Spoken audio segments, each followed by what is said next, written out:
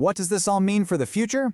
But this whole deal isn't just about technology. It's a really high-stakes move on the global stage, one that had to navigate the treacherous terrain of US-China relations. This timeline is fascinating because it reveals an incredibly strategic journey. Manus was actually founded in China, but its leaders knew that to go global and to eventually attract a buyer like Meta, they had to reposition themselves. So they moved their headquarters to the neutral ground of Singapore. That single move made it possible to take on US investors and ultimately become a viable target for a US tech giant. But even that move to Singapore didn't get rid of the political heat.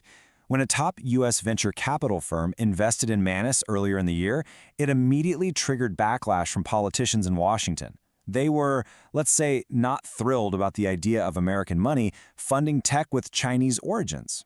So Meta knew this was an absolute minefield, and they structured the deal very carefully to get ahead of any regulatory problems. A core condition of the acquisition was that Manus had to completely sever its ties to China. That meant buying out Chinese investors like Tencent, shutting down its operations in China, and cutting all ownership links.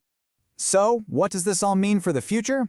Well, this acquisition doesn't just change things for Meta, it sends a huge signal to the entire tech industry about where the next frontier in the AI arms race is headed. Just look at how all the pieces of Meta's puzzle fit together now. They've got their own foundation models with Llama, they have a massive data pipeline, a top-tier research lab, consumer hardware out in the wild with their smart glasses, and now, with Manus, they have the final, crucial piece, the world's leading autonomous agent. This is a true end-to-end AI empire in the making. And all of this leaves us with a central $2 billion question that Meta is now betting on. Is Marcus's strategy of kit-bashing other companies' models a real, defensible, long-term innovation? Or is it just a clever shortcut that competitors can easily copy? The answer to that question won't just determine the success of this one deal. It could very well define the next phase of the AI race for everyone.